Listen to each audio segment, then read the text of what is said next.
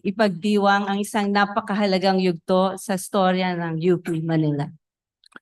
Magandang hapon po. Inaanyayahan po natin ang UP Manila Choral para sa pangunguna sa atin sa National Anthem at sa Invocation. Ang lahat po ay inaanyayahang tumayo.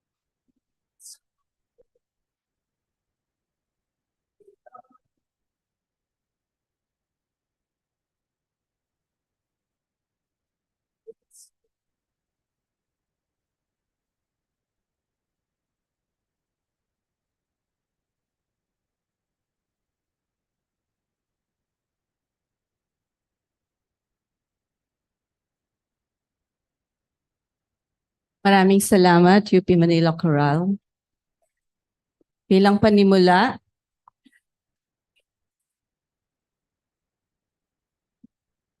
pakinggan natin ang salita mula sa ating outgoing Chancellor, ang ating pinakamamahal, National Scientist, Dr. Carmencita David Padilla.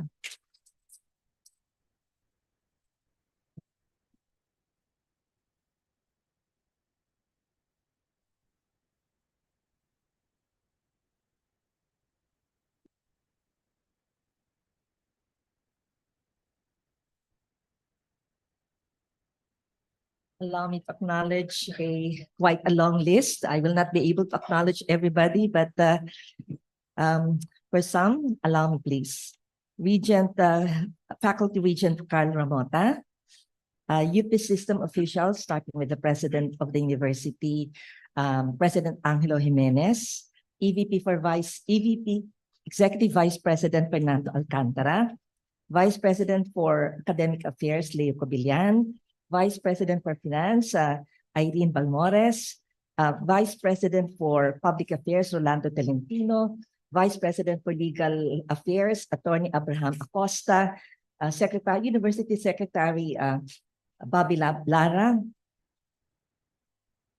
Advisor for SUP Collaboration, Ranjit Rai, to our incoming Chancellor, Michael P., the Vice Chancellors, Vice Chancellor Kanyal, Joey Kanyal, Vice Chancellor for Academic Affairs, Hazel Reyes, Vice Chancellor of Planning and Development, Joe Texon, and Vice Chancellor for Research, Les Dalmasio, our outgoing Vice Chancellor for Administration, Arlene Samaniego. Let me see who else is here. Our deans are present. Allow me to recognize them.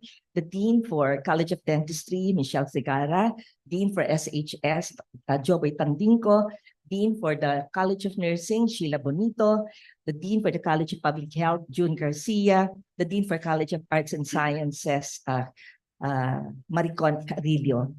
Allow me also to recognize former officials. We have with us our former Chancellor, Ramon Arcadio, our former PGH Director, Mike Alfiler, former Faculty Regent, Lou Abadingo,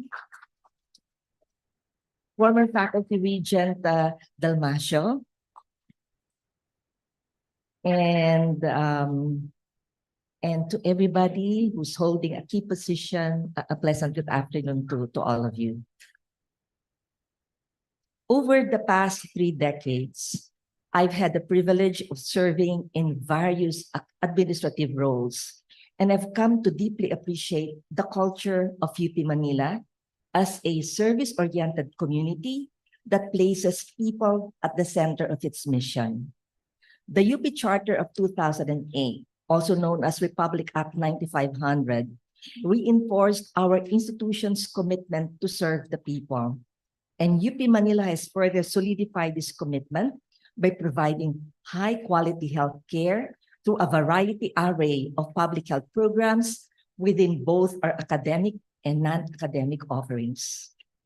When I assumed as the Chancellor in 2014, I envisioned UP Manila as the National Center of Health Research and Development for the Filipino people, building upon the outstanding accomplishments of our dedicated academic community under the leadership of the past 8 chancellors, the late Dr. Florentino Herrera, Dr. Conrado Lorenzo, Dr. Ernesto Domingo, the late Dr. Perla Santos Ocampo, the late Dr. Alfredo Ramirez, Dr. Marita Reyes, Dr. Ramon Arcadio, and Dr. Manuel Agurto.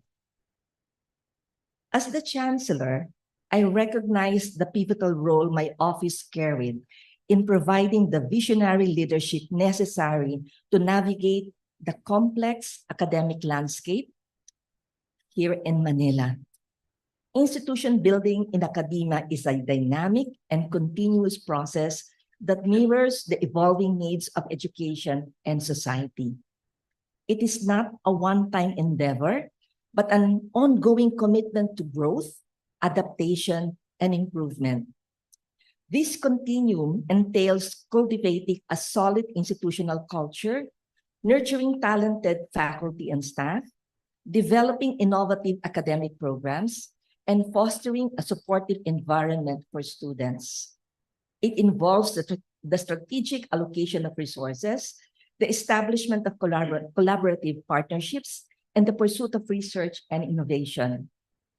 While our foundational values and mission endure, institutional building requires responsiveness to changing educational paradigms, societal demands, and technological advancements. It necessitates continuous introspection, the embrace of emerging opportunities, and our unwavering dedication to academic excellence. As a dynamic and ever-evolving process, institutional building remains at the heart of UP Manila's vision and mission of providing quality education while contributing meaningfully to the betterment of Philippine society. With a sharp focus on accelerating change and fostering innovation, my team of vice chancellors, deans, and directors embarked on a very exciting journey, leveraging our core functions of teaching, research, and extension. And in today's address, I will highlight the significant strides we've made, which we believe position UP Manila to maintain its competitive edge as a leading institution that provides quality education while contributing meaningfully to the betterment of Philippine society. Now, allow me to guide you through some of our most notable achievements. It is impossible to discuss all of them, but we would like to share some of these notable achievements. Over the years, the University of the Philippines, Manila has undergone transformation, marked by key developments that underscore our unwavering commitment to excellence, well-being, and institutional integrity.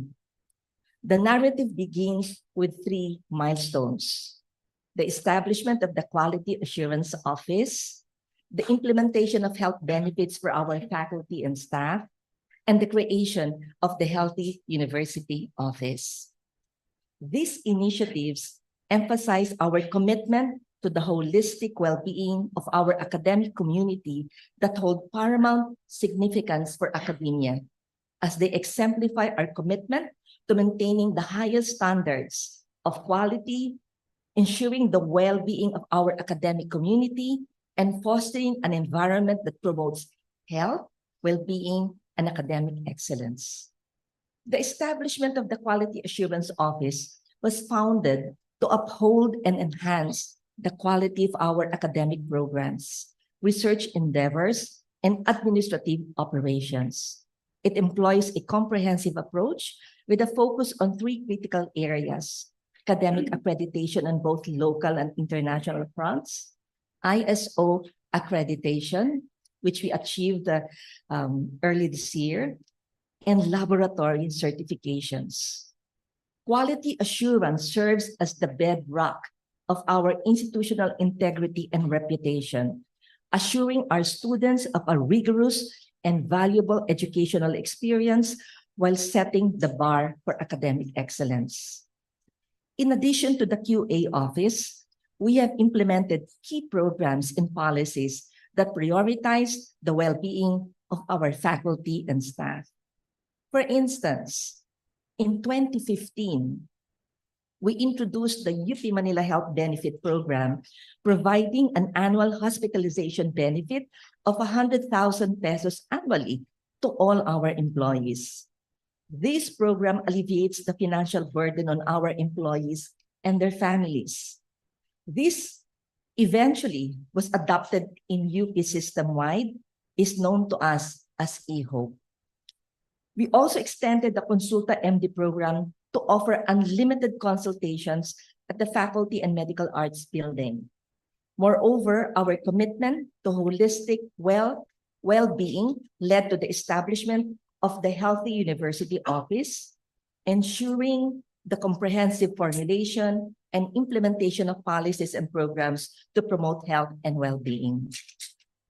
It was during the term of the late Chancellor Perla Santos Ocampo, our national scientist, in the late 1990s, that the concept of a healthy university was formed.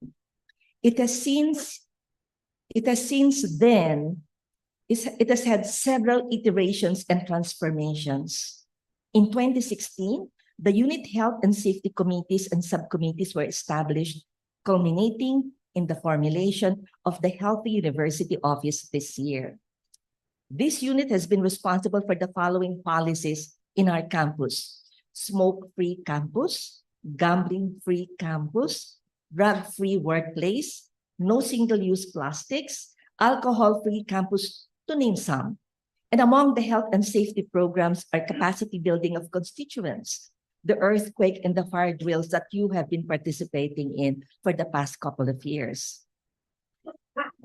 Do you know that every time there is an earthquake, all our buildings are checked for new cracks and a report is sent to my office? With a 5-year agenda to address the 7 pillars of a healthy university, we aim to foster a better UP Manila for the future. And these pillars encompass mental health and well-being, physical wellness, workplace safety, industrial hygiene, campus environment, disaster risk reduction and management, and campus order and security. This multifaceted approach reflects our commitment to a healthier, more secure, and thriving academic community. Furthermore, the digital transformation project of UP Manila has been instrumental in modernizing and streamlining our operations. Through meticulous assessment and development phases, this project has leveraged technological resources, interoperability, and digital solutions. Major initiatives include the fiber optic connectivity upgrades, the document management and the Global Box, and online room booking system. And we have more programs that are upcoming in the next couple of years. Launched in 2019, we have funded so far to the amount of 80 million from our savings to make sure that this digital transformation happens in our campus. And just 2 months ago, President Jimenez gave us an additional 79 million from the UP System Reprogram Funds for upgrading connectivity to all classrooms within the UP Manila campus.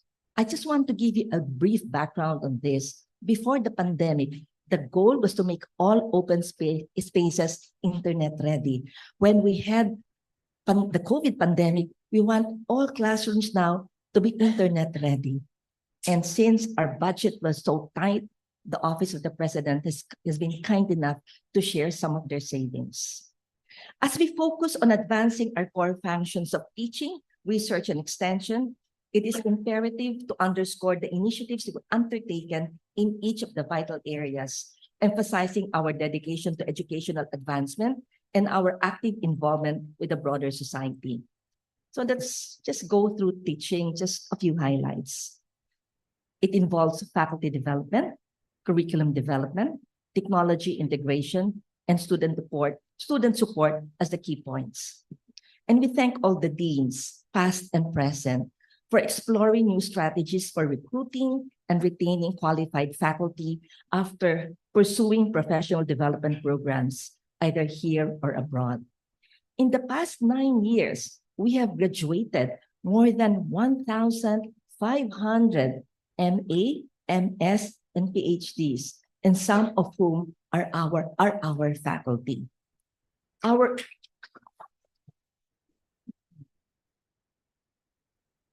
international linkages, 119 as of this year, have been the source of opportunities for our faculty who wish to pursue studies overseas, as well as a pool of visiting professors and research mentors for our students going overseas for further studies. As we got on board, the Office of the Vice Chancellor for Academic Affairs was very busy in the basic education curriculum with the implementation of the K-12 program and the changes in the UP General Education program. Maybe some of those within my age range remember that we were in full gear in the implementation of the outcome-based education. And this warranted a review of all the curricular programs to ensure that they are all responsive and of quality. So all of the undergraduate programs of UP Manila were reviewed and revised to address changes in the various fields of the social, behavioral, and natural sciences, arts and humanities, and at the same time align with industry and societal needs. This is one thing that we have learned, that we have to listen to industry to make sure that our graduates are able to be hired right after graduation. All the graduate programs of UP Manila were likewise reviewed, and I think we're about 80% completed by this time. And there was a big push to reduce the number of units of the master program to 30 to 32, offering the most essential and up-to-date courses while ensuring the competencies of the graduates. Now, to remain relevant, we cannot only be reviewing. We had to come up with new, innovative academic programs to respond to the needs of society. So the institution of new MA, MS, and PhD programs are important for the production of academic experts and specialists on emerging areas of study. The PhD in Health Sciences by Research, approved in 2017. The PhD in Health Sciences by Publication, which was approved in 2019. And the Doctor of Health Professions in 2020 are three of the PhD programs that have been in operation now. We now have the MS in Applied Physics, the major in Medical Physics, which is addressing the shortage of radiation oncology medical physicists, manning the various radiation therapy facilities all over the country. The medical physicist contributes to the development of therapeutic techniques, collaborate with radiologists, radiation oncologists to design the treatment plans and monitor equipment and procedures to ensure that cancer patients receive the prescribed dose of radiation in the correct location. And as we all know, cancer is a big killer in the country, both morbidity and mortality. And UP Manila is coming to the forefront to make sure that we have the medical physicists to help the hospitals. The Master in Health Professions Education, professional track, and the Master of Arts in academic track aim to capacitate health professional educators in educational program planning, evaluation on research and leadership. This is a unique program because we actually train the teachers of the other schools and universities.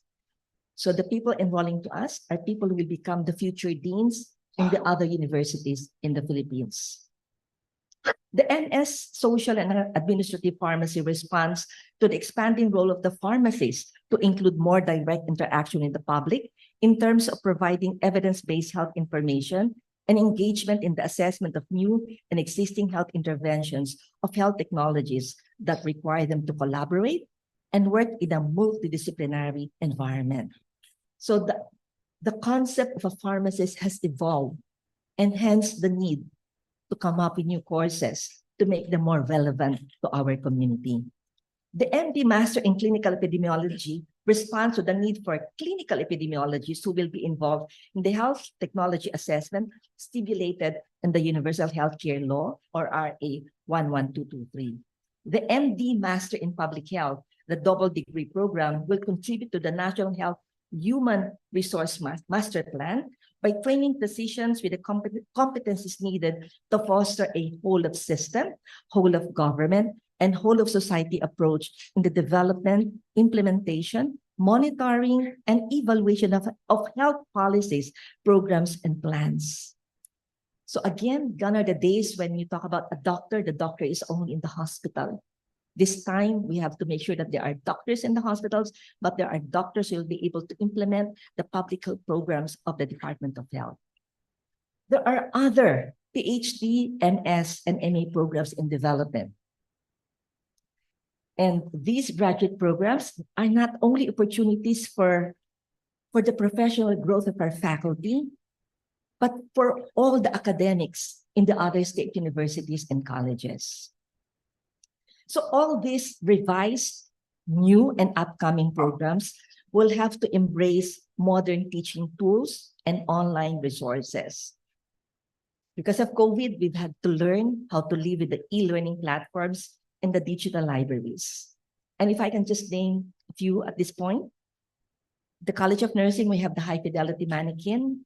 At the College of Dentistry, we have the virtual reality haptic simulators that assess dental students' psychomotor skills, acquisition, and preclinical operative dentistry. And for medicine, we have the Clinical Simulation Center, which aims to help students develop decision-making skills without having to give harm to a patient. And for those going to the PGH, we have so many new modalities for our students so that they become competitive and at par with those in other private hospitals and overseas. And I will just mention robotic surgery as one. And for the last key point on teaching, student support, it comes in many forms. Scholarships, financial aid, student assistance programs, those are the mainstays. But allow me to share our administration's insights on academic advising, counseling, and career guidance. On one of my first instructions in November of 2014 was addressed to the Office of Student Affairs to create a mental health program. The deans responded to this call by sending 2 faculty members, leading to the creation of a committee by February of 2015 with the task of developing a plan. And this evolved from a mental health program, a psychosocial program, a psychosocial wellness program, and then eventually a psychosocial wellness network by 2016. And this time, this has expanded to a very comprehensive plan that portrays the mental health services of the guidance and counseling program. It is a 2019 crisis intervention and post-vention protocol, which is a product of the network and the PGH Department of Psychiatry and Behavioral Sciences, the PGH Department of Family Medicine, and members of the Office of Student Affairs. There is a 2021 psychiatric consult algorithm, and the document accessing guidance and counseling services can be seen at the handbook of the students, an easy guide for them when to consult and who to consult. So right now we have 4 guidance service specialists. I remember you only had 1 when we started. So now we have 4 guidance service specialists and 2 psychosocial counselors. When I've asked them just how many they have served, and they gave me the statistics for the past couple of past couple of years, thousands of students have been served. And I've asked them if there were any cases of suicide, and this is interesting. They said, we have accompanied to the emergency room clients whom they call students in distress. Okay, so that's the way they are labeled. But student support will not be complete without the mention of infrastructure projects. And allow me just to mention the student-centered projects. The opening of the gym. Having a gym in UP Manila meant our students no longer have to go to Rizal Memorial or UP Diliman or other off-campus facilities. We had the rebuilding of Palo. After the ravages of Typhoon Yolanda, it was really building from the ground. The Phi dorm was opened in August 2015. We have an 8-story multi-UP Manila student dorm opened in 2020. And then it offers a socialized acceptance scheme. Of course, the new university library, which I hope will be completed soon, is not really just a library. So maybe the colleges are here will hear it officially. But the additional floors will be additional classroom spaces for the College of Allied Medical Professions, College of Arts and Sciences, College of Nursing, the National Teacher Training Center for Health Profession. So we really have to finish the library. The completed Medical Sciences Building, or Henry C. Hall, is, of course, we know is home to the Clinical Simulation Center, a teaching facility, and the UP Surgical Innovation and Biotechnology Laboratory. It is the umbrella program responsible for the invention of a lot of devices and inventions together with the engineers in UP Diliman. Well, the NIH building, which we hope will open next year, will offer space for student researches. The planned elevated walkways connecting the buildings will make UP Manila a safe and weather-ready campus for students, faculty, and employees. So let's go to the function of research. The biggest external source of research funds will still be government, followed by grants from private sector and international grants agencies. But if you look at the dashboard, here in UP Manila, there are so many self-funded projects. To support our researchers, so UP Manila actually reprogram funds to give the faculty who would like to start out a new idea. And right now we're giving $500,000 per project, and to students, 100,000 for those who would like to apply for grants. we have instituted the BRIEF. This is a Research Bridging Effort Funds Assistance Program. What is interesting is that even if we have a grant, the release of the funds are usually delayed. And the BRIEF, which is the Bridging Effort Funds, provides money, gives money to the researcher to at least pay for salaries while the grant is on its way to UP Manila. And when the grant arrives, then of course they have to return the money to UP Manila. Now let's talk about research infrastructure. I'm not really talking about state-of-the-art laboratories.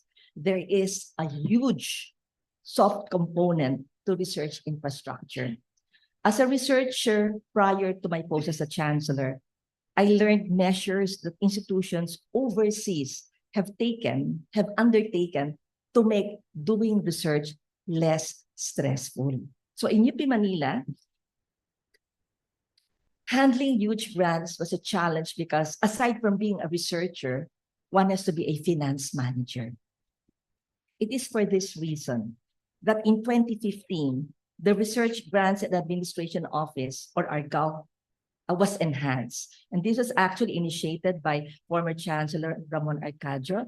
And what we did only in 2015 was to enhance RGAO. It's expanding its role to providing administrative assistance to researchers in the application of grants, funding, and sponsorships. RGAO now is a central coordinating office of UP Manila, as well as for national and international agencies.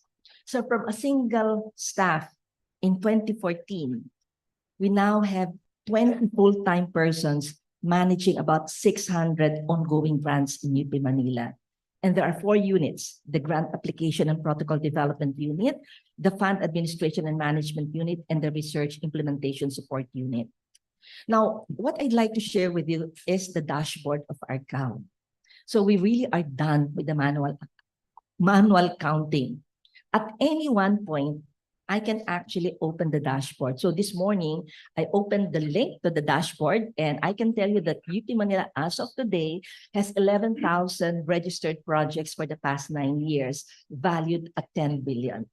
It has a breakdown by college so that a dean or director can check how they compare with the rest of the units. As a matter of fact, a dean can also see who are the productive researchers in their department. And I actually went through the list, and I've seen that some are more productive. They can handle 7 grants, and some can do less. So if you want to see the spread of research in UP Manila, it will also give you the themes. So in a glance, I can actually report to the Vice President of for Academic Affairs what are the topics of the researchers here in UP Manila. So this is actually a tool. It's a tool for management so that we can assess whether we are aligning with the plans of the university, of the Department of Health, or of the country. I mean, it's not a perfect system. There's still room for improvement, but believe me, we have gone a long way. And every time I give a talk, all I do is to go to the link, and I can give an on-time, real-time assessment of what's happening in terms of research in UP Manila. So the RGAO helped the faculty and the students, but what happens after the paper? So we move on now to the Technology Transfer and Business and Development Office. This is really a UP system undertaking to facilitate the transfer and conversion of the technologies and innovations. But we decided in 2015 to set up our own. So we have our own, opened in 2015. But I just want to share with you that despite the pandemic, for 3 consecutive years, our TTBDO actually was a platinum awardee against all competing universities and CUs within UP from 2020 to 2022. That means productivity continued, and they assisted the researchers to file patents for their products. So right now in UP Manila, they have facilitated 34 licensing agreements for 8 technologies. They're currently managing 11 patents, and we really want more. And most of them have been filed 2015 onwards. I just want to mention 2 recent products you may not be aware, but the Ulasimang Bato tablet is a anti-hyperuricemic agent, and ang gubat is for the treatment of mild to moderate gastrointestinal colic and pain. So these are the two new products that we have. But just how do you develop a research culture? You see, that was one of my challenges when I came on board, because there was really just a small group of people who wanted to do research, because we did not have the environment at that point. When I say environment, what is it? The support system. So how do you develop the research culture? How can we foster a culture of curiosity and innovation? So conversations are important. So there's a problem in UP Manila because we don't have eating places, because I really believe that so many of these conversations and decisions can happen in a non-academic setting. So we initiated the conversations leading to innovations and collaborations, or CLIck for short. When you hear the word CLIck, it is referring to these conversations. So this time we have organized it, and we actually have set up the Discovery and Innovation Hub. It's a committee at the moment, and what it does is it goes to departments and colleges, and just with a conversation, what are the possible innovations that your faculty can actually move into? And one good example of CLIck is CBOL. CBOL is a product of CLIck. So conversations leading to innovation and collaboration. So CBOL, with the doctors here in UP Manila and the engineers and the chemists in Diliman, really came up with so many devices that became very useful during the pandemic. And did you know that this group, as a result of these clicks, they have produced 23 research projects. They have applied for 5 patents. And as a matter of fact, they have secured funding already worth 120 million. And CBOL just started in December of 2019. So there is hope for our young faculty members here, but you cannot do it alone. You really have to talk to the other researchers, not only in Manila, but the other CUs and the other universities. And for the last item on research is the culture of a responsible conduct of research. Now, we realize the importance of consciously discussing research integrity within our community. I mean, this is my realization that people don't know that what they're doing is a mistake. I mean, it's really true. This has come out in a lot of the conversations. And we felt that there has to be a team that goes around to discuss what is research integrity. Anyway, it was just a committee at the beginning, and they crafted the UP Manila Code for Responsible Conduct of Research. And again, eventually was adopted UP system-wide in 2021. Now, this has become an office. It's now an Office of Research Integrity, with the team going around UP Manila talking about the importance of integrity in their research. Now, let me share with you one fact that I realized as a chancellor. When a faculty applies for collaborative grants with well-established universities overseas, especially in the US and Europe, one of the questions asked is, do you have an office for research integrity? So we really felt that, if you wanted to spread the wings and start getting bigger collaborations, they needed a unit within the institution who will deal with the problems of integrity. Now, I talked about the offices, but I'm sure this is what the faculty wants to hear now. But I know you know that we have given research dissemination grants. We've given more than 300 actually, wherein you are given a budget to present your paper either locally or overseas. And I think that have been very important for increasing the collaborations within the faculty.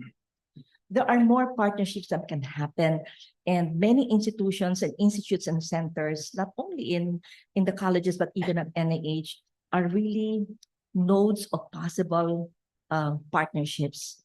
The creation of the National Clinical Trials and Translation Center in 2022 at NIH, I think is going to be a major hub for all of you. Since majority in the audience, as I went around, are from the health sciences, and even for the basic sciences, there is room for you, because this one is going to be a one-stop shop for your clinical trials in the future. Let's talk about extension. Community engagement is partly treated as extension. But for the record, for UP Manila, the Community Health and Development Program may indirectly provide assistance to the community, but it is primarily a training ground for its students in the various colleges as they work together in the same community. Exposing the health students to the community is crucial as it provides them with real-world experiences and deeper understanding of the practical challenges and needs they will encounter in their future healthcare careers. But in the interest of time, I only want to mention college or unit-initiated extension work that positions UP in unique leadership roles. So it's not all up there. To build the community, we have everybody at all levels to be on the move. And these are excellent examples on how we can position UP Manila by taking a lead at the level of the college. So in terms of addressing societal challenges through research and expertise, the College of Pharmacy established the UP Drugs of Abuse Laboratory, or UPDARL, a collaborative research with the College of Medicine and the National Poison Management and Control Center in partnership with the University of California in San Francisco. So UPDARL introduces the utilization of liquid chromatography, quadruple time of flight mass spectrometry system for targeted and non-targeted identification of substances of abuse in urine. You see, the standard drug test that we have only gets the more common one. It does not see the rest of the possible drugs that are being abused. This laboratory within the College of Pharmacy is going to help government and universities identify all the other possible drugs that the person may be taking. And we're looking forward to the full implementation of UPDARL. Now, in terms of expert consultancy services to government and industry, I will give you the example of the College of Allied Medical Professions, who participated in the retooling of special education centers in the Bangsamoro Autonomous Region in Muslim Mindanao, the BARM, into inclusive and supportive centers of learning, or ISCL. So, President Jimenez, we are already at BARM. It is a consortium in partnership with BARM Ministry of Basic, Higher, and Technical Education to strengthen the education system toward making it more responsive, supportive, inclusive, and accessible to all types of learners in the region. I think reaching outside of Metro Manila is really an excellent way of showing that although our name is UP Manila, our reach of assistance to the rest will go to all islands of the country. Let me mention the work of the College of Nursing. For College of Nursing, it is the launch of 3 leadership development programs for public health nurses and midwives, aimed at strengthening health workforce to ensure health for all through the implementation of universal healthcare in the Philippines. The first 2 programs, leadership development courses for public health nurses and midwives, reoriented public health nurses and midwives to their roles and functions in the health system's building blocks. The third program was Nurse Lead, aimed at advancing public health nursing, recognizing the leadership, management, and collaborative roles of nurses in contributing to strengthening primary healthcare and community-based health systems. So the Nurse Lead participants showcase their work of nurses in addressing priority problems in their local area. And I think this kind of trainings, although very focused, they are easily able to bring to the ground and can easily be adapted at the level of the community. I also want to mention that the College of Nursing assisted Cambodia in the Cambodian Nurse Bridging Program as part of their task as the WHO Collaborating Center by helping their nurses graduate BSN degrees. So yes, we have graduates who eventually graduated from nursing as a result of the College of Nursing. For the College of Public Health, it is leading the Philippine Academic Consortium for Public Health, a Philippine-based network of higher education institutions, or HEIs, offering academic public health programs. It is for the purpose of alignment and convergence of academic programs with DOH needs. And these are organized efforts among HEIs in public health to help respond to tremendous demand for public health, higher education, training, research, and health promotion. And as they said, as the team said, UP's leadership as a national university, lead like-minded others. For the NIH, it is a development of the National Clinical Practice Guidelines by the Institute of Clinical Epidemiology. The Institute, or ICE, they conducted the practice guidelines for participants of professional societies. And we know for a fact now that there is a need to make sure that the treatment to patients are standardized across the country. And the CPGs, or the practice guidelines generated by the Institute, are actually have been adopted by the Department of Health to be used by all of the hospitals.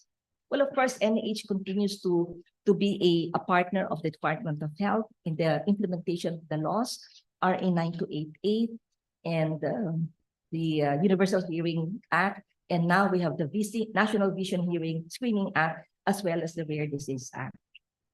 NIH also provided evidence and research inputs to the policy issues through the 36 UP Manila policy statements on health bills. So every time there's a health bill, either at Congress or the House, it gets sent to UP Manila for an opinion, and we actually give our position about that bill. Now, let me end with one story, and I believe that this captures all the elements of the university. And of course, you know what I'm referring to, and that's the COVID-19 pandemic story. The COVID-19 pandemic story has excellently demonstrated the functions of the university: teaching, research, and public service, as it delivers its mandate of quality healthcare to the people. With a public health emergency declared on the 17th of February, thus began the journey of UP. On March 19, 2020, the Department of Health designated 3 COVID-19 referral hospitals for the National Capital Region: Dr. Jose Rodriguez Memorial Hospital, the Lung Center of the Philippines, and the Philippine General Hospital. PGH accepted this challenge as it embarked on major steps to ensure the safety of its health workers and patients. Fear was in the air, especially when some of our colleagues passed away after exposure to patients with COVID. So the plan was for PGH to accept only COVID-confirmed moderate to severe cases. A COVID crisis management committee took care of operations, logistics, and manpower. Engineering renovations in designated areas were rushed for its opening in March 30. The hospital infectious committee control unit, composed of internists and infectious experts, together with the critical care unit and the management action team, handled the science part. There was a very active information and education committee and a COVID training committee. There were guidelines for safety. The number of inpatients were reduced to 1/3 to ensure that manpower was not drained when health workers contracted COVID. There were many more policies that PGH implemented. With the closure of the outpatient department, the Bayanihan Operations Call Center, manned by volunteers from various academic units of UP Manila, answered medical queries. These also doubled up as a call center for donations. And we thank PLDT for the 20 lines shared to the center. NIH and PGH opened COVID testing laboratories.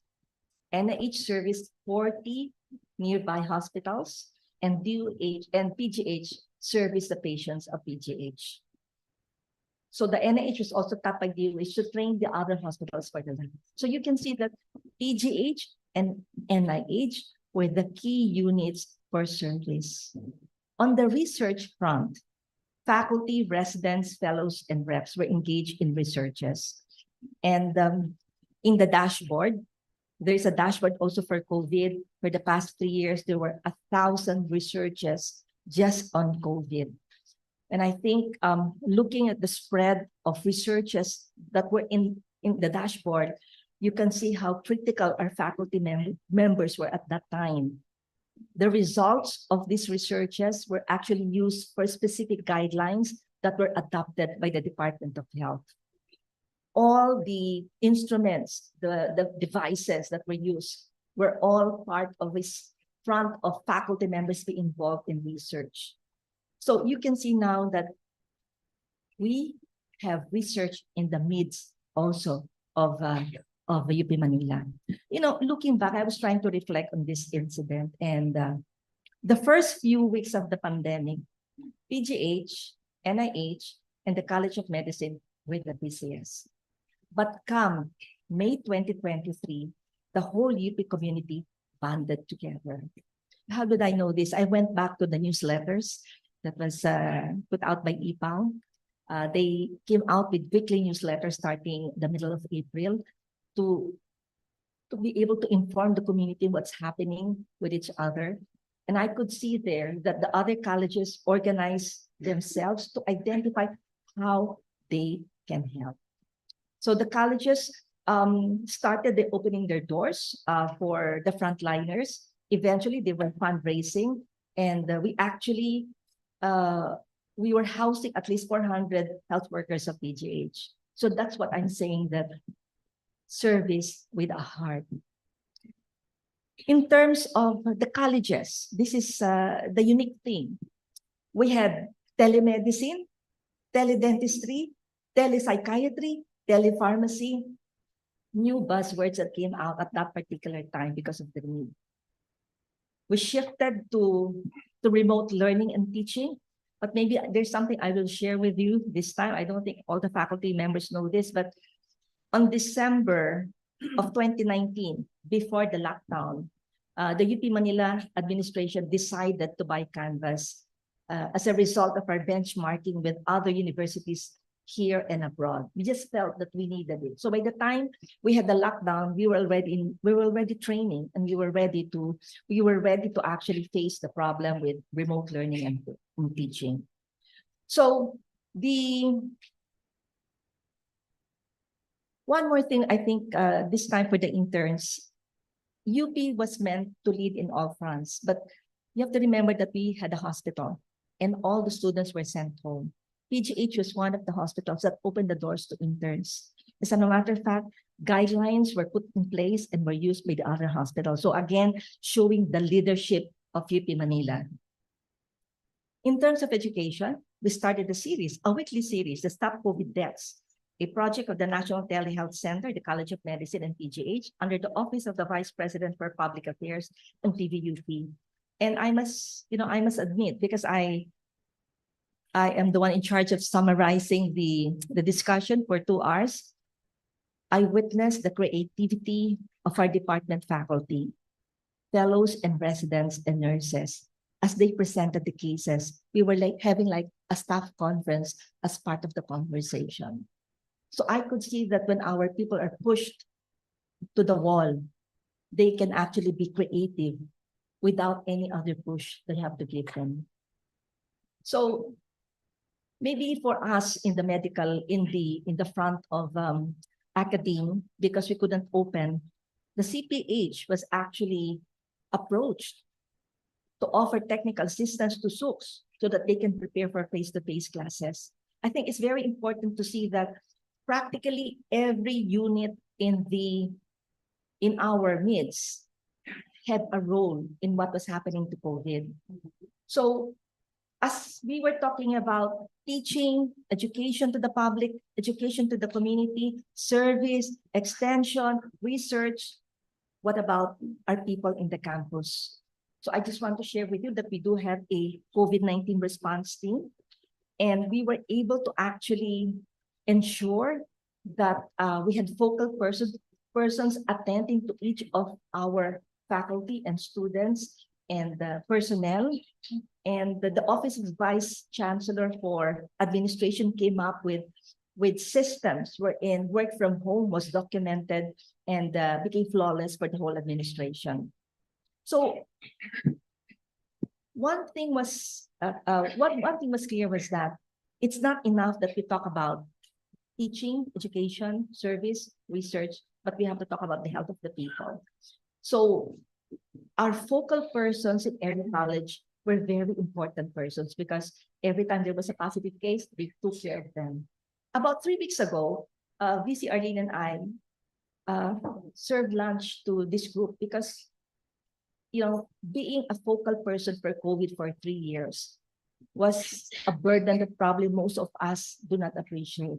But they were our helpline every time staff, a student, or a faculty was in need, either of a referral or either a medicine or an admission. After lunch, I actually asked them if they can share for those who attended, I asked them if they could share just a memorable, something memorable, to share with the group. And I was really surprised that they started crying.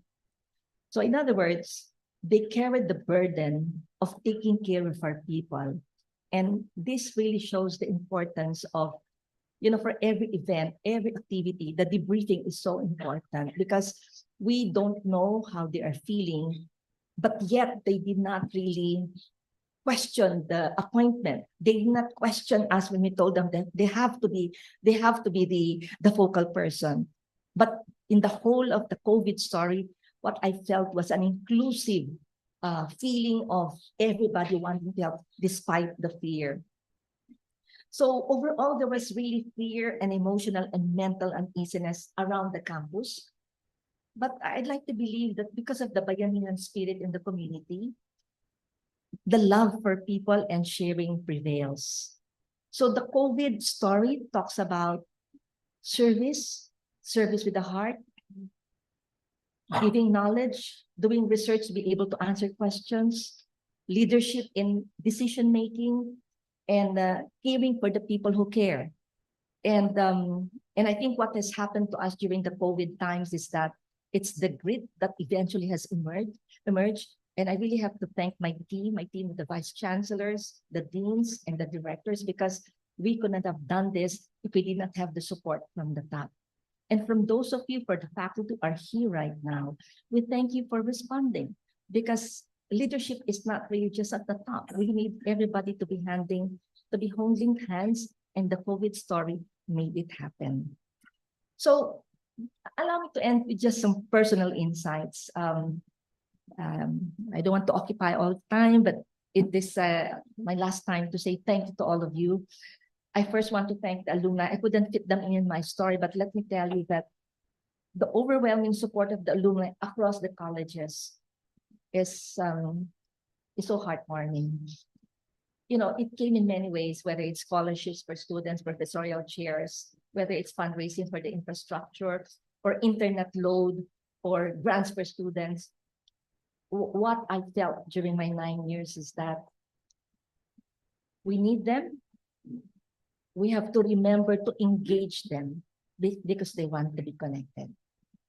The second insight I'd like to share with you is, as I was reflecting on this speech now, is the value of history and the need to build on the accomplishments of the past leaders. Some of the things my team completed have been planned by past administrations. The construction of the NIH building was the idea of the late national scientist and former Chancellor Perla Santos Ocampo. And I remember the meetings after she stepped down. And she knew it was difficult. She didn't know exactly when it will happen, but this was one of her last requests to me on her deathbed. That's why I have to complete it. That was early 2000. The gym was actually one of the plans of former Chancellor Marita Reyes. I remember the meetings and the conversations with Vice Chancellor for Research, Jaime Galvestan, and Dean Malu Nicolas at that time of AS. And it really took some time to have some form until the term of Chancellor Aguto. The dorm was conceptualized by no less than our Professor Emeritus and former Chancellor Ramon Arcadio. So when you think of ideas that have been put forth, sometimes it's really nice to look back and reflect. Is there anything else we can do for the benefit of our community? And now that I've embarked on the history books, allow me to give you my insights about the heritage books. When I thought about the heritage books, it was really because I couldn't find any other stories in the newsletters about the colleges that we have. I mean, 100 years and with very little information, it doesn't sound right. And that's the beginning of the project of the Heritage Collection or Heritage Series. And I just want to thank the College of Nursing who finished their book. It's a book that must be read not only by the nurses, but actually by all, because it has a lot of There are a lot of lessons that can be culled by just reading the history of the College of Nursing. Of course, next in line will be the College of Pharmacy that will come out at the end of the year, and the College of Public Health book by the first quarter of next year. But talking about history, I'm not just talking about the colleges or the university. I'm talking about your departments. How far back have you documented your history? Because there is so much that we can learn from the past.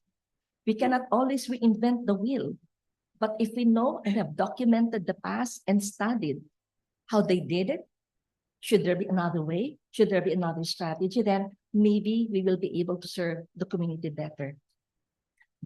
So as I pass the torch to the succeeding chancellor, I want to emphasize the importance of viewing institution building as a continuum. The foundation we've laid, building on the achievements of the past, ensures that UP Manila remains a dynamic and ever-relevant institution, marked by a steadfast dedication to addressing the evolving health needs of the Filipino people. This responsibility transcends any single chancellorship, and I trust that my successor will carry this legacy forward with the same resolute commitment to UP's mission of service to the Filipino people. Thank you to all of you for the journey of service for the Filipino people. Maraming salamat.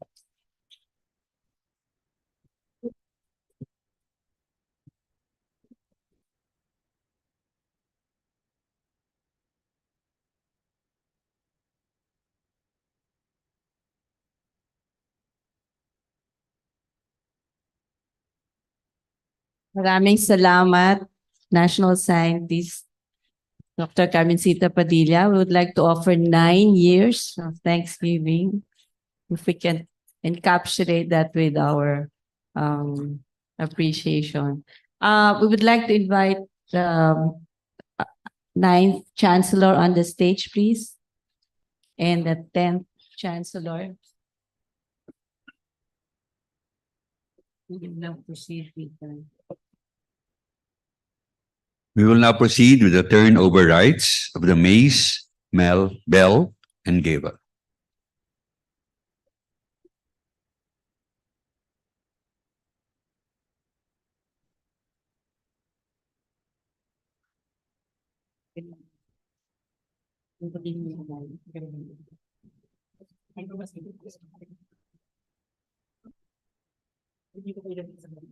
Ay sasabihin sila.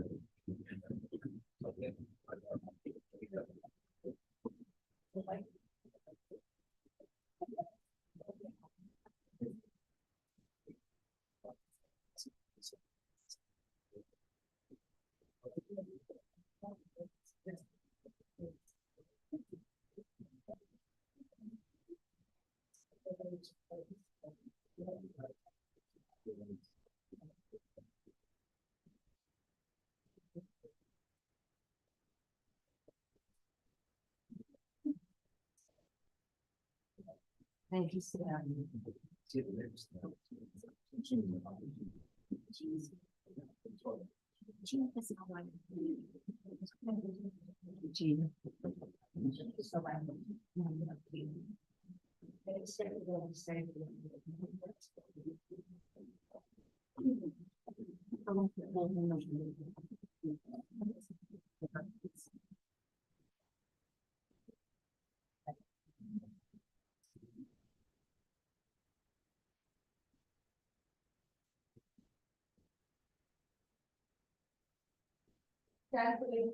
Ibibigay ko sa iyo ang sentro na ito, simbolo ng otoridad ng opisina ng chancellor.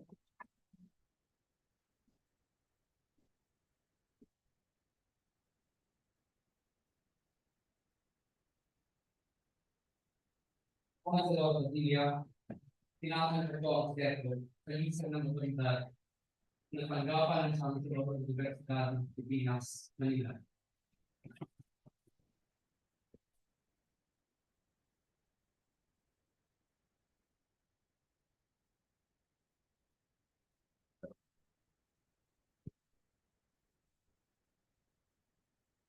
transparently, binibigay ko sa iyo ang bagong ang pagiging na ito. Simple na otoridad at pilihan natin siya.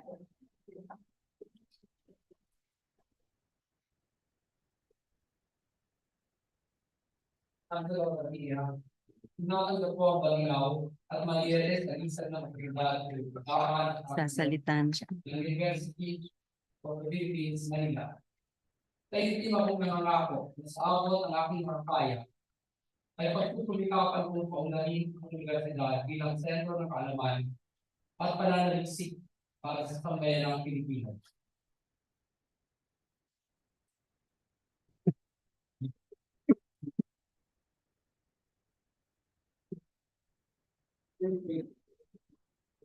Ano mag-introduce sa gawin?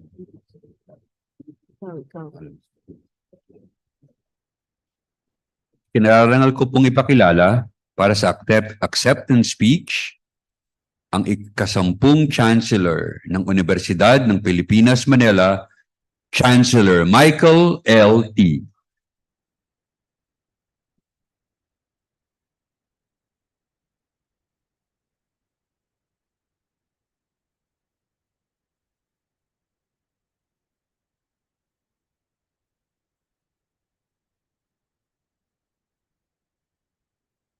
Magandang hapon.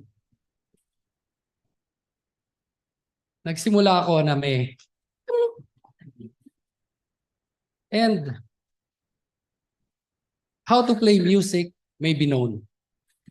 At the commencement of the piece, all parts should sound together. As it proceeds, they should be in harmony, while severally distinct and flowing without break, and thus on to conclusion. A message or word from the greatest teacher, amongst the greatest teachers we know, Confucius. National scientist and Chancellor Carmencita Padilla, UP President and Co-Chair of the Board of Regents, Attorney Angelo Jimenez, Faculty Regent Carl Mark Ramota, former Regents, Vice Presidents, and other officials of the university, our Professor Emeriti, former Chancellors, Deans, Directors, leaders of the UP Manila community, faculty, students, admin staff, alumni. Good afternoon. I stand before you with deep gratitude, acknowledging the remarkable legacy of national scientist and 9th Chancellor of UP Manila, Carmencita D. Padilla, for her dedicated service over the past 9 years.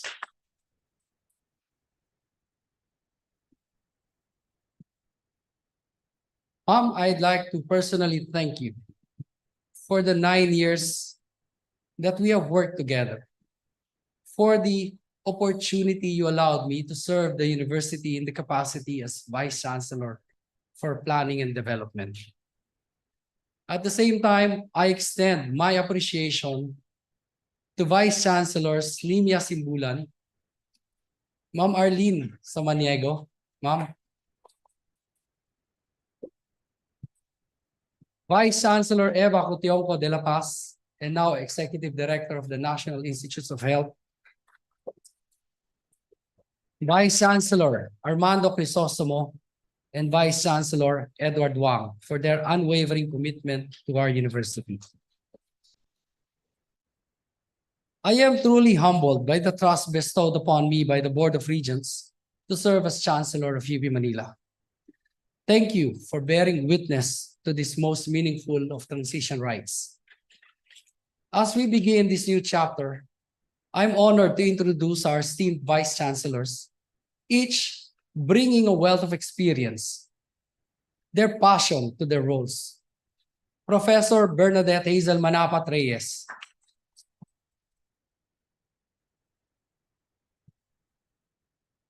We all recognize her expertise in health professions education, particularly in external accreditation, and she will serve as Vice Chancellor for Academic Affairs. Professor Johanna Patricia A. Canyal, a leader in hospital administration and the main driver of our ISO 9001-2015 journey. She will be our Vice Chancellor for Administration. Dr. Jose V. Texon III,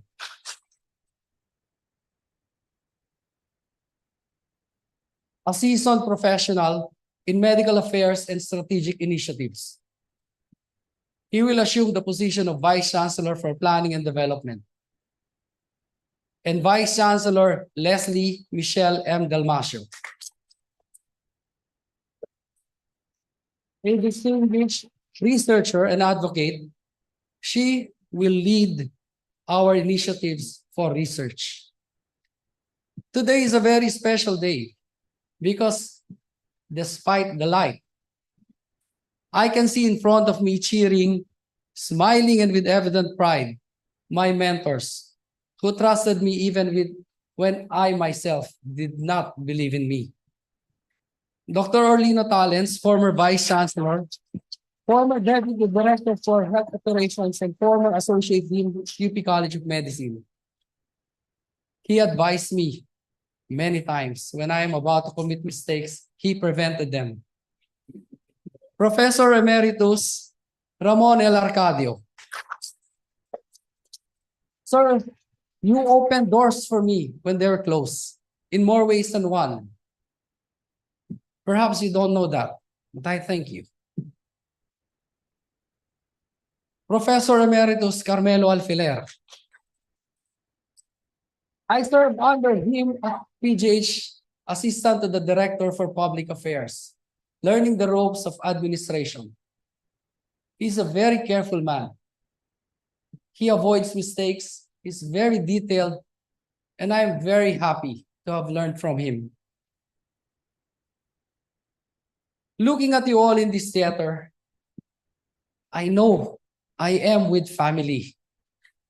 I am blessed to belong to this community, and now I see a community of leaders ready to help move the university to a position where it can best serve our country. Outside, you'll see posted by our students, serve the people. And that is the main theme of what I'm going to talk to you about. Today, we gather to set sail. In sailing, we remember, ignoranticem portum petat, nullut sus ventus est. I don't understand that too. It's good that there's Google Translation.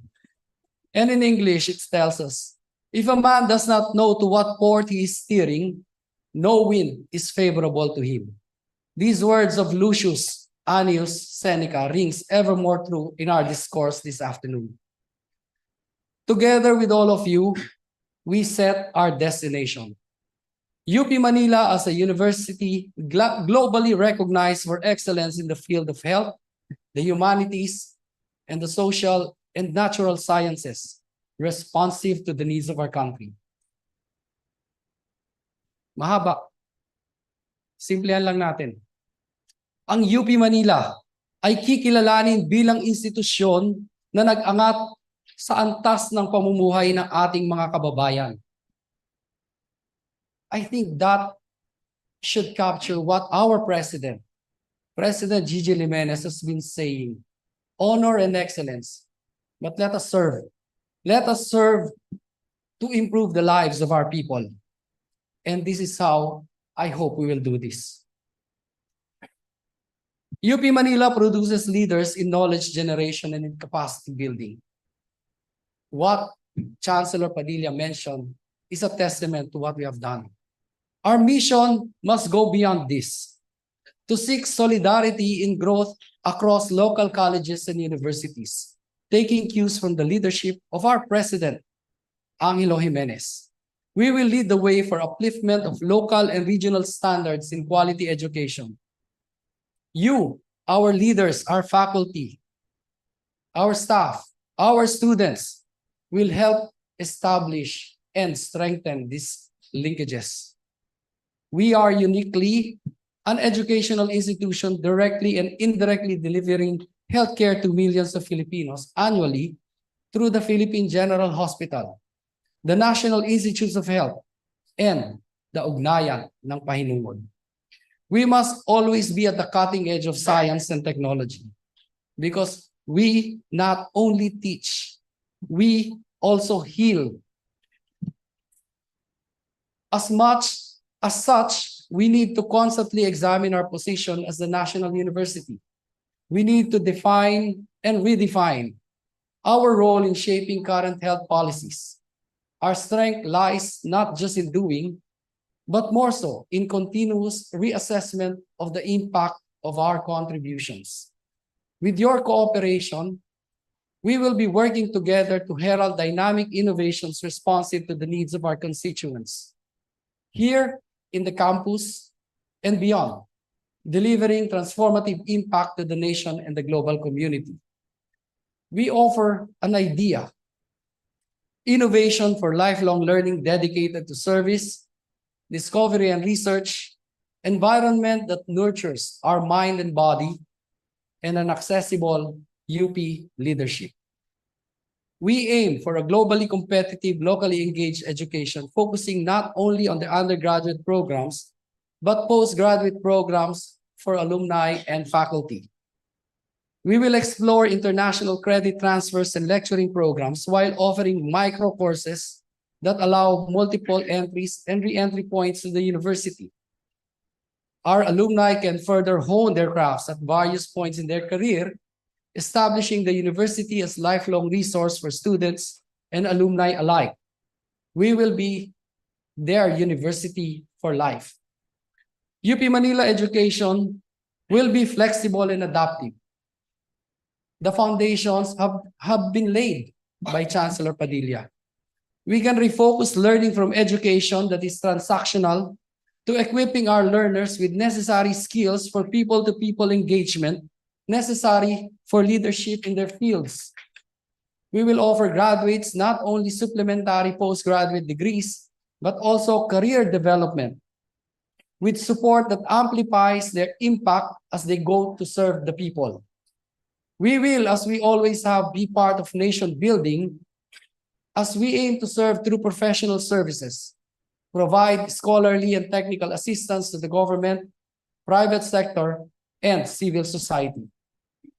As the university that serves as academic partner of various government departments, we will drive various industries forward with strong academic trust, creating private-public linkages that harness the talents of our graduates and various resources available to them as lifelong students of UP. Knowledge generation and skills acquisition will be intentional and deliberate. It will cause positive social change and social mobilization. We want our graduates to carry the banner of UP as they contribute to the betterment of their chosen fields. We aim to rear professionals who become citizens of the world, sensitive to cultural differences, yet cognizant of the needs of the people, particularly of our own. We will offer more inclusive environment that recognizes individuals' gifts and acknowledges diversity. Going beyond the competitive advantage that we all have, we will engage in multi-institutional collaborations, forming local and international university linkages. Now is the time to open our gilded doors, coming to find that the greatest assets lies in the strength of the communities we set out to build. Our School of Health Sciences in Palo, Baler, Coronadal, and Tarlac campuses shall be venues for immersive learnings that directly benefits their locale. Its students and graduates are our ambassadors from and to the underserved. It shall have the advantage of sharing resources with the Manila campus. The brickstones for the future science and technology park and the NIH buildings have been laid down. Soon, these brickstones we will celebrate as milestones. We will develop leaders who will also develop other leaders. Ours is a university of leaders in all levels of education. Student leaders in their respective colleges, organizations, innovators in various professional fields, esteemed heads of government units, and diverse sectors. Name one, you'll find a leader coming from UP. Our leadership is deeply rooted in our cultural and historical identity. A leadership that serves with honor and excellence. Yan, ang tatak UP. We will embark on capacitating our faculty. In the last meeting, Vice Chancellor Reyes already talked about an office for faculty affairs. We need to take care of our faculty. You are the main client of this administration. But we count on you to take care of your own clients, your students. If we do that in a milieu where we all care for each other, I am confident that we will be able to achieve much. Our faculty will be empowered so that they can keep abreast with the latest innovations in education. We will make digitally enhanced learning materials available to our students. I acknowledge that we have taken on IT projects in the past to improve our administrative processes. Credit that to our Vice Chancellor for Administration, Ma'am Arlene. This time, we'll focus on our core function, education. We will build a digital ecosystem that shall evolve into a learner-centered digital university with educational modules firmly established in sound philosophic and scientific theory, yet complemented and enhanced by technology. The students will have efficiency in enrollment, requirement acquisition for our staff. Financial support application will be easy, and various other resources and privileges will ensure that the highest levels of sectoral engagements and productivities are maintained. Secondarily, this will engender transparency in the assessment, auditing, and credentialing of all constituent units. Students and faculty will be trained on the art and science of securing grant. Whatever grant we have received the previous years, our goal will be to increase, if not double, then triple. But you cannot do that if you don't know how to secure grants. And we will have measures to ensure that your grant gets approved and that your grant management, President Jimenez and I were talking earlier, when they are approved, they are managed properly. Because only when they are managed properly can we secure grants for the future. But we do not intend to just get grants for the sake of getting grants. Again, our applications, our projects will be deliberate and intentional so that the outcome serves our people. Incubators for ideas and virtual spaces for collaborative research will be enmeshed in existing university courses. Furthermore, increasing access for students of all backgrounds and discipline is a goal, with technological support and opportunities for out-of-campus and after-hour facility use through virtual networks. We will be aided by data-driven decision-making supported by the best breed of information and management systems. This will enable leaders to spot the gap in service delivery more expediently and create solutions to address them before they become unmanageable. This is the framework we learned in our collective ISO 9001-2015 journey. We commit to plan, do, check, act.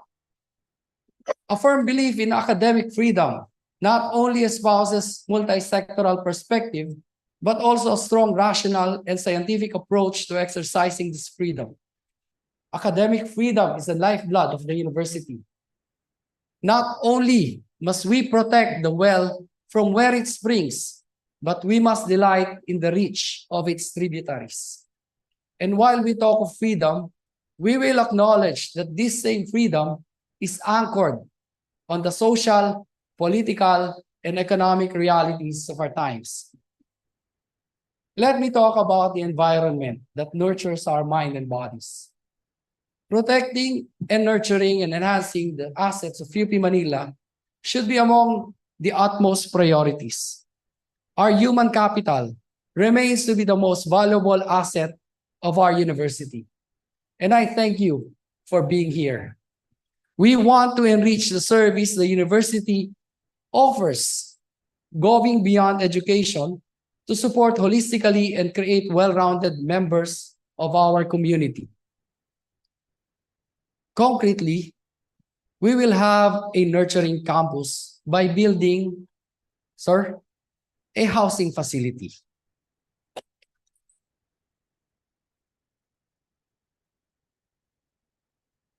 I'm happy that President Jimenez clapped his hand. It will have quality amenities consistent with our vision for a healthy university. Our community shall be prime beneficiaries of facilities and norms that exceed recommendations for occupational safety and health. We will safeguard our health, including our mental health, so we can better safeguard the health of our nation. In accomplishing this, we will be mindful of the need for an inclusive environment open to gender and diversity discourse. As we engender sustainability, revenue generation will go hand in hand with capacity building for our students. We will enhance academic industry partnership in support of our student entrepreneurs. Our own cooperative will be our partner, will be our preferred partner in serving our community. This will allow our employees, our students, to be part of the community. On accessible leadership, because the Filipino people deserves the best from each of us, we must find our footing in the firm ground of our alma mater. Each one of us has his own interests to protect and the role to play.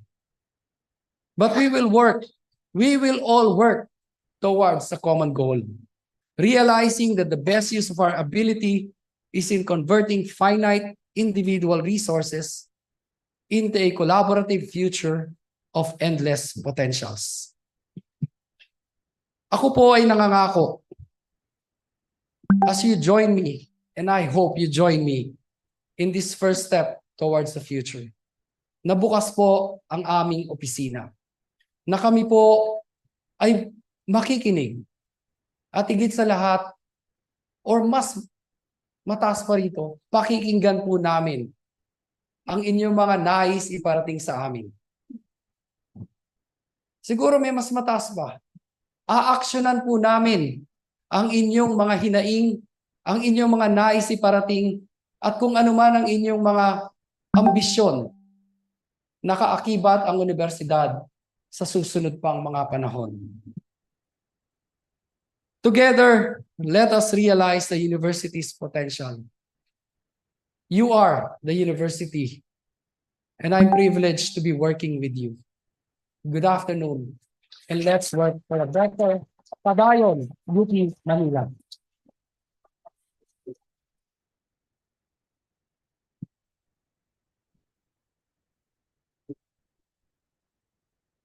Maraming salamat, Chancellor Michael L.T. Ngayon naman, ating formal na itatalaga ang kanyang Chancellor's Management Committee. Tinatawag iniimbitahan sa entablado ang kanyang mga Vice Saka si President. Chancellors. Gayon din si President Jimenez.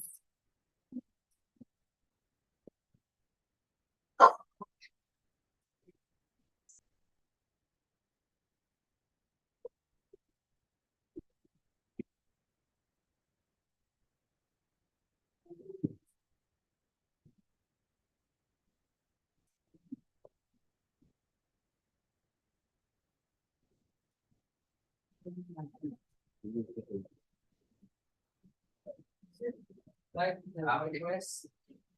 Here's the family members of our vice chancellors.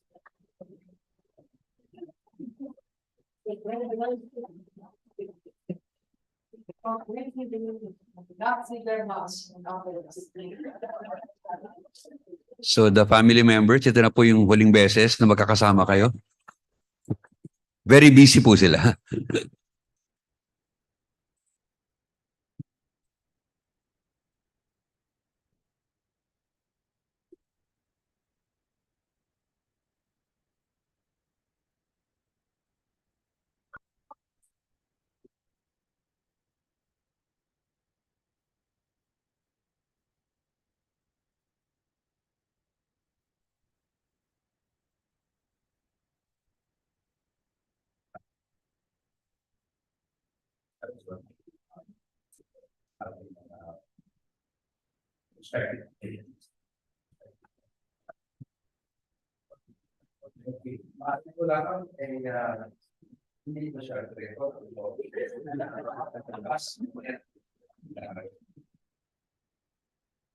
Panunumpa sa katungkulan.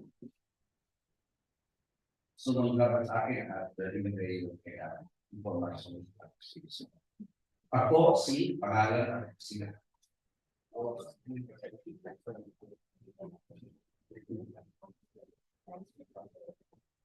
Nahinira ng katungkulan bilang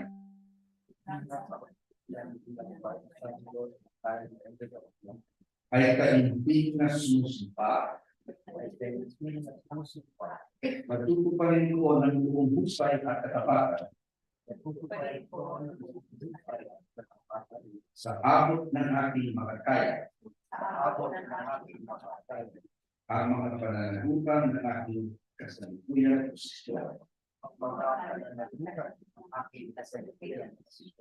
at ng mga iba pang iatas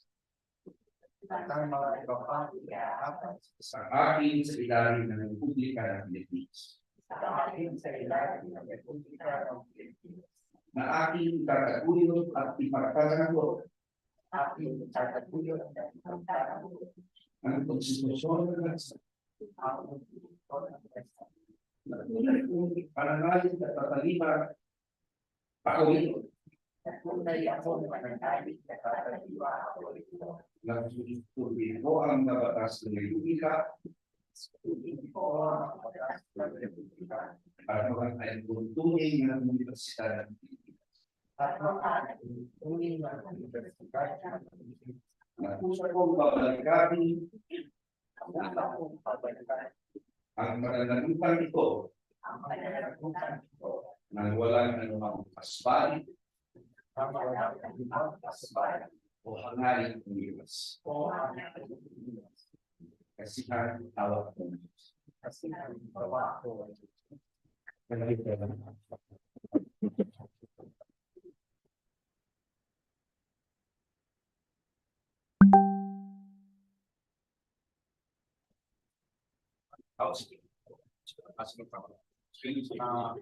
Dito.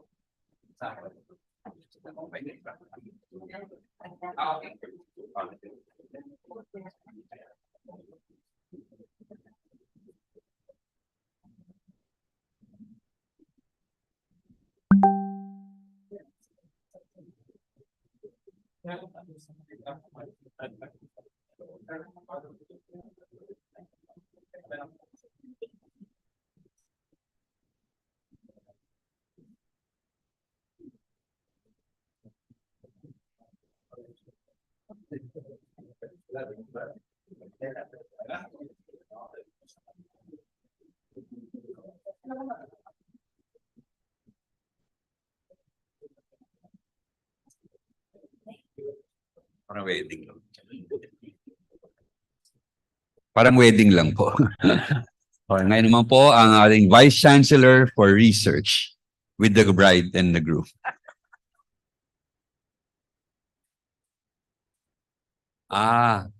Tinitingnan ko lang po kung nakikinig kayo. Ang ating pong Vice Chancellor for Academic Affairs, Dr. Hazel Manapat Reyes.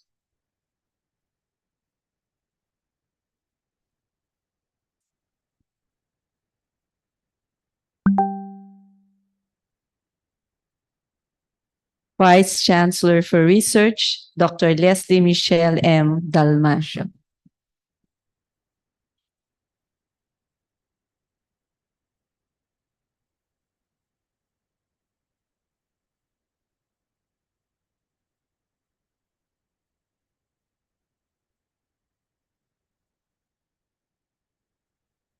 Vice Chancellor for Planning and Development, Dr. Jose V. Texan III.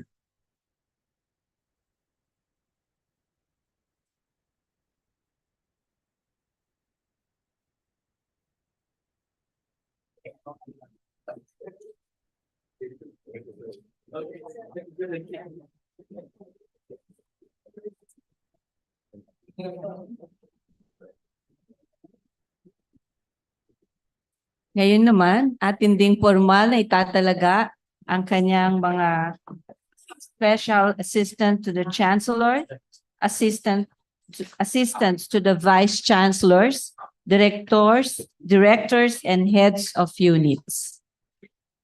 So inaanyayahan ng mga sumusunod na umakyat sa entablado. Mukhang hindi nakasya ang inyong family members. Mamaya na lang kayo magpa-picture with President. Sige na po, huwag na kayong mangbaang-maangan pa.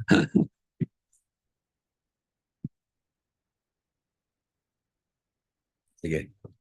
Sama namin. Ayoko kasama ka.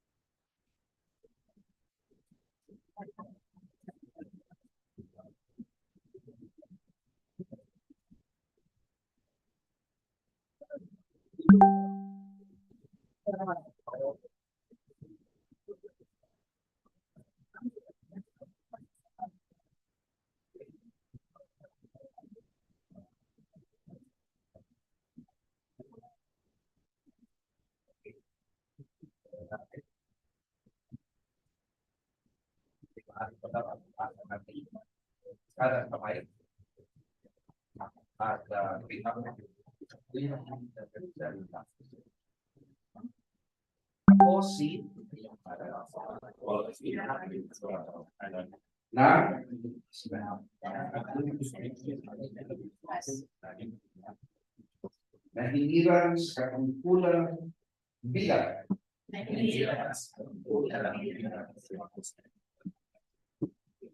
Ay kaibigan ng sumusumpa. Natutuparin ko ng husay at katapatan. Sa abot ng aking makakaya. Ang mga pananagutan ng aking salupuyang posisyon at ng mga ipapag-iaatas sa akin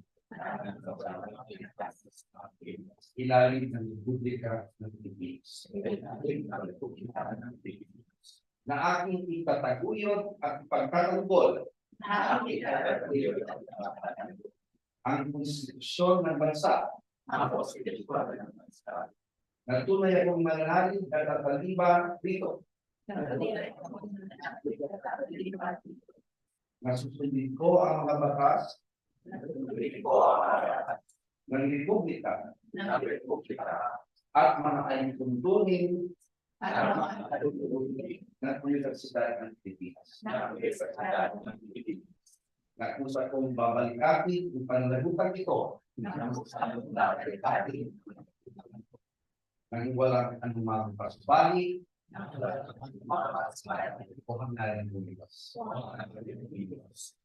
Sikarang hawa ko ng Diyos.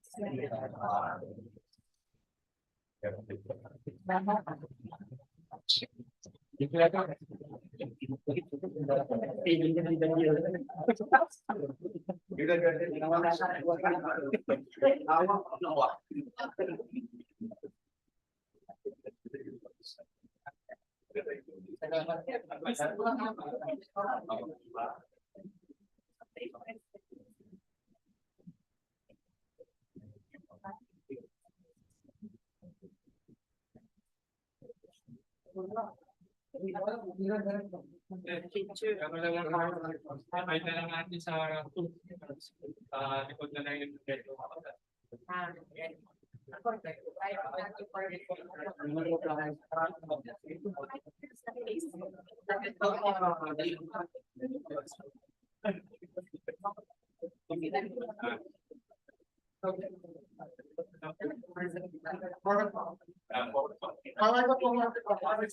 nasa harap ko.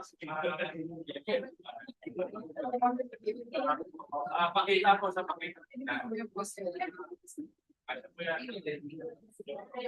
Sir, sa pakita po nasa harap ko.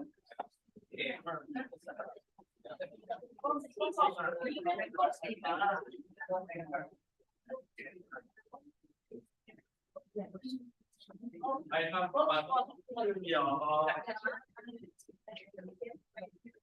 ganito po yung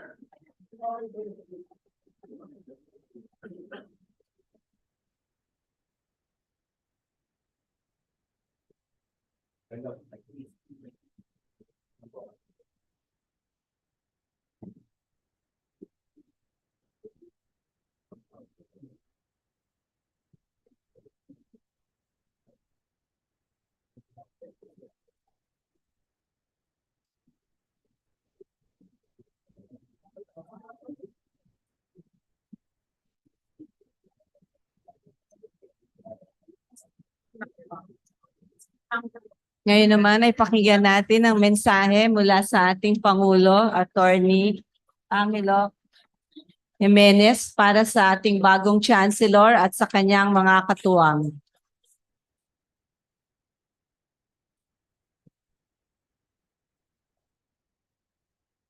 There are so many important personages in the room, so if you would oblige me, let me just address you as friends, colleagues, including your loved ones. Maayong hapon sa atong tanan. I have the feeling that after listening to those two very important messages with lessons learned and heavy insights and heavier plans, you don't want me to give a speech today. And I won't. But let me just tell you that I am probably and sincerely the happiest man in this room today. Happy to see this event, happy to see this important rites of passage. Happy to see that it seems that things are settling down and we are all eager to move forward. Alam niyo po, huwag niyo lang po i-tape ito, pero sa lahat ng ating CEOs, pinakamamahal ko talaga ang UP Manila.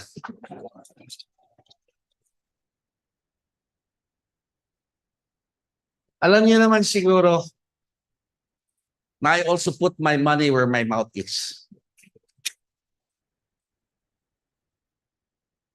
Hindi naman siguro lingid sa inyong kaalaman na wala pa kayong pinadala na kahit nung region pa ako sitting at the finance committee, wala pa kayong pinalang reprogramming o extra budget na hindi ko na ipanalo sa board.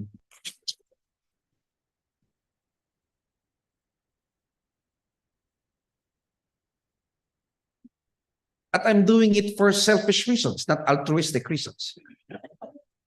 I know that given the right opportunity, at tama po si Chancellor Mike, I'd like to produce that housing program. Given the right opportunity, you can achieve way more, much more than what you have already achieved. And that is even quite outstanding already. It is a selfish reason. Alam niyo naman po siguro, galing ako sa hanay na manggagawa. I'm a labor lawyer, and I know the importance of human capital. I know the importance of personal development. That is number one. Infrastructure is not among my priorities, but we will fight for the necessary infrastructure. I am for developing the soft component. And if there is infrastructure, it is only because it is necessary, but never primary. So when I was forced to cut our budget, kasi konti lang talaga ang mabigay, and I was fighting it for 3 budget hearings now and another one next week, I saved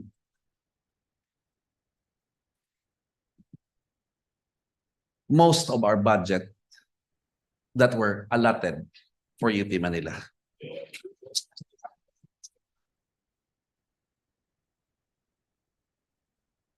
We were treated to quite heavy ideas earlier. So the Vice President for Public Affairs is here. Kindly just get copies of the speeches from former Chancellor Menchik for the lessons learned, and for the speech of Chancellor Mike T for accounting purposes. I would like to say goodbye to Chancellor Menchik, but I cannot. Chancellor Menchik, remember the point. The night might be lovely and dark and deep as you, but you have promises to keep. And I will ensure you will still have miles to go before I let you rest your academic gown. For Chancellor Mike T, I know you started with Confucius. I do not quote Confucius, but I love that from the poet Seneca. Ano yung sinabi ni Seneca? Sa sailing, if you don't know the port where you want to land, no wind can help. I have actually a positive take for that. And it is this. If you don't know where you're going, any road will take you there.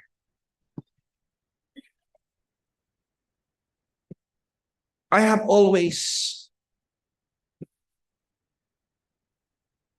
come to Manila, UP Manila, for every excuse I have, the slightest invitation, the slightest provocation, even just the slightest wink. Because let me tell you, I am inspired by what I see. I see movement. I see dynamism. I see your problems as well. Many of your problems, including your problems with each other.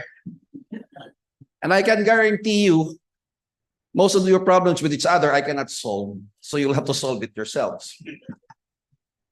But I am truly inspired. So I keep whispering, please, UP Manila, you're my best bet. You're my best bet for the Nobel Prize. And I'm serious.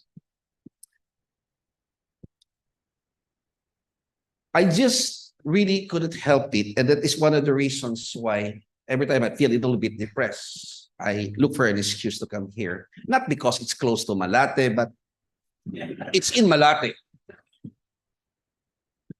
So thank you very much for this occasion. I brought the entire senior executive team, all the vice president with me.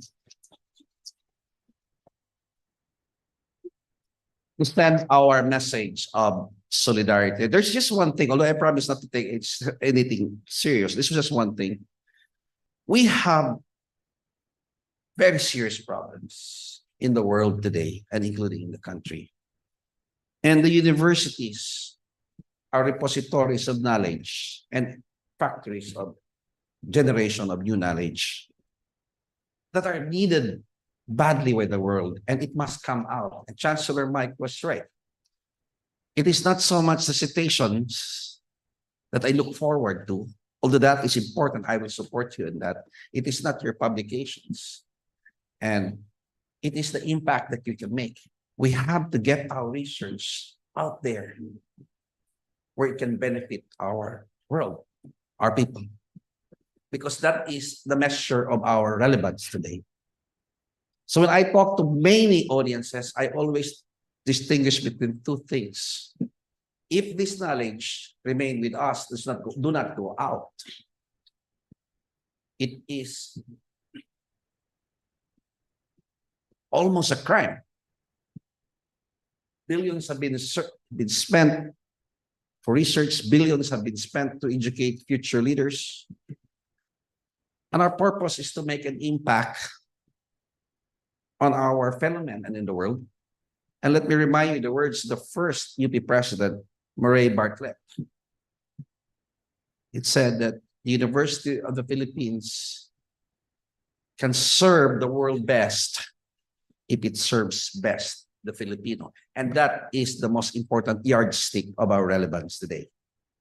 So knowledge without going into the outside university and benefiting the people is mere or akin to moral capital. But we have to be moral force. I distinguish between just mere moral capital and moral force. And I use moral terms because under conditions of inequality, crying inequality, where some majority are suffering so much while others are enjoying too much, it is immoral.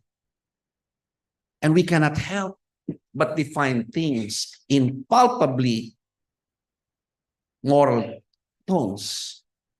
What we are seeing in the country today is a searing morality play. And we are called upon to act and lend justice where justice needed to be served. And we have in our power today to lift so many people from suffering and inequality.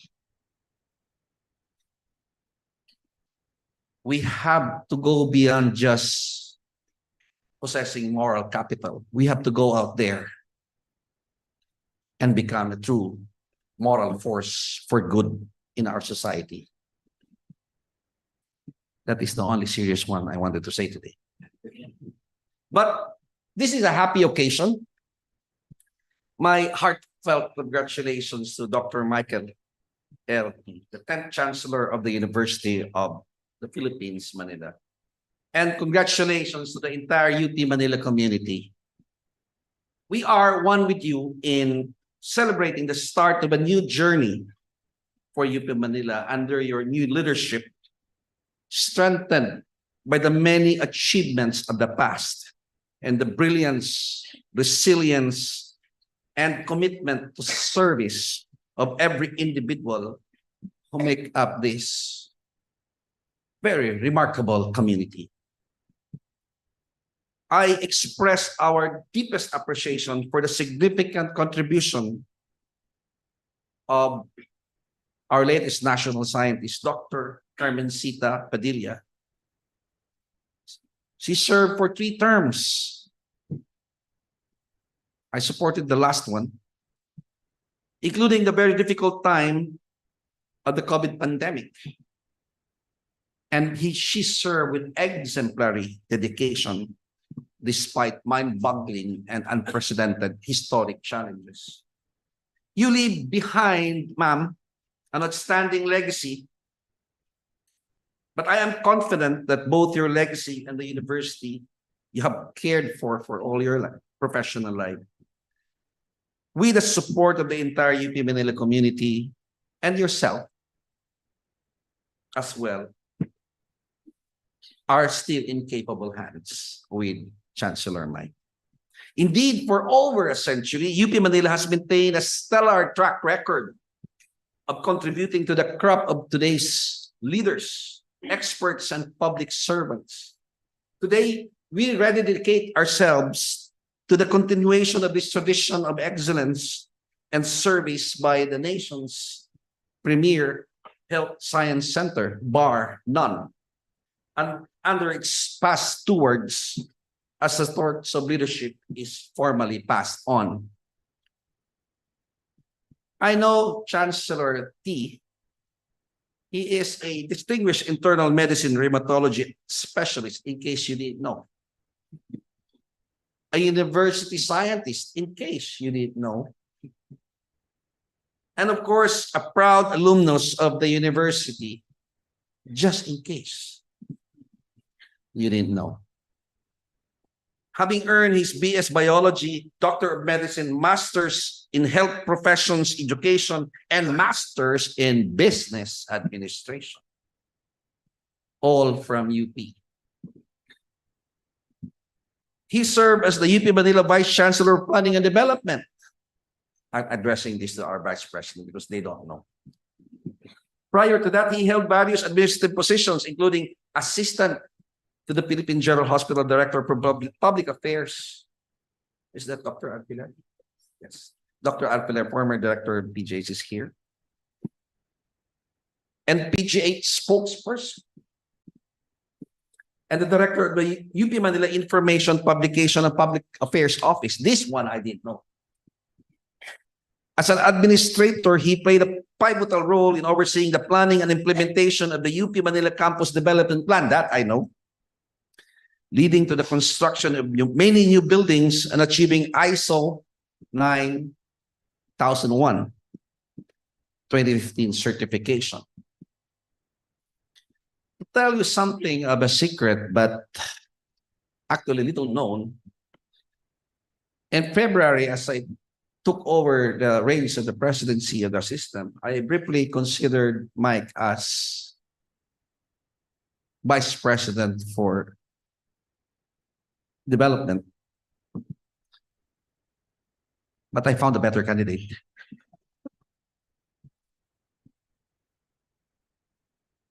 No, he actually wanted to serve UP Manila more at that time, and not the entire system. But lest you forget, Chancellor Mike, a chancellor of a constituent university is also assistant official, because we are assistant, especially when we sit and meet together at the Presidential Advisory Council. We have a very tightly knit group there. You know, we have, I think, managed to really create a little speedy core. And we are all eager to have you join us.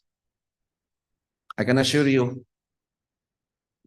we only spend a portion of our time for serious matters. We try to preserve our sanity as well.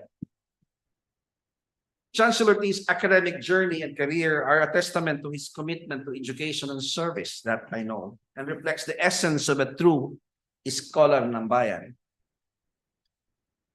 showcasing the holistic education in the University of the Philippines. And that remains to be seen. But the challenge has been accepted, and we are all excited for that. I noted that in his vision for UP Manila, Chancellor T aspires to see our university recognized globally for excellence in health, the humanities, and social and natural sciences, all while remaining responsive to the needs of our nation. You've heard him just a few moments ago. His passion for innovation, technology, and development in education will undoubtedly prepare our students for the challenges of the future. I really trust in that, Chancellor. Furthermore, he is committed to maximizing public-private partnerships that will enable UP Manila to contribute its knowledge and expertise for progress in the health sector. And in so many occasions, we have discussed many little things to that effect. In short, Chancellor T's vision for UP Manila reflects an unwavering dedication to the principle of honor, excellence, and service that our beloved university stands for. And I am confident that he will lead the university with transparency, accountability, integrity, dynamism, and vision. I have full trust in the capabilities, vision, and judgment of Chancellor Mike. I have fuller trust that with your support, as with mine, and the UP system, which I am recommitting today, all of us can grow further in the service of the university and of the nation. So as we celebrate this new chapter in the history of UP Manila, I would like to ask you to rally behind Chancellor Mike as it takes the helm of these esteemed institutions that we can only wish to succeed. Daghang salamat. Maayong hapon sa atin.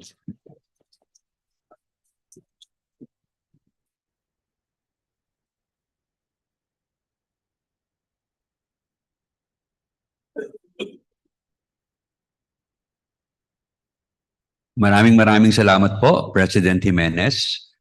Ngayon po, muli natin inaanyayahan sa entablado ang UP Manila Choral para pangunahan po tayo sa pag-awit ng UP naming mahal.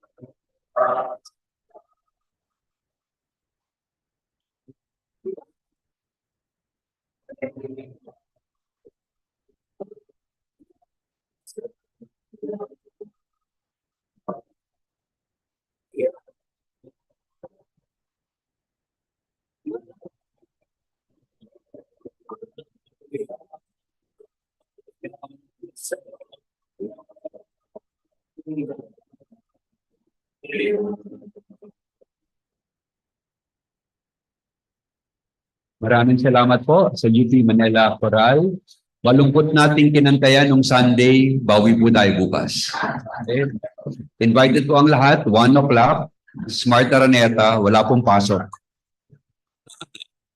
At dyan po nagwawakas ang ating munting, ngunit makabuluhan at ang sayang programa ngayong hapon ito. Muli, congratulations sa ating bagong Chancellor at maraming salamat kay Chancellor Padilla.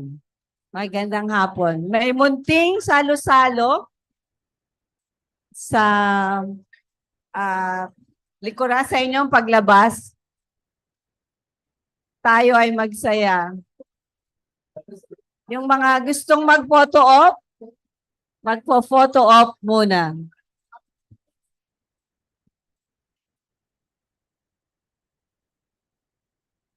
Ayan. Oh, nandiyan na.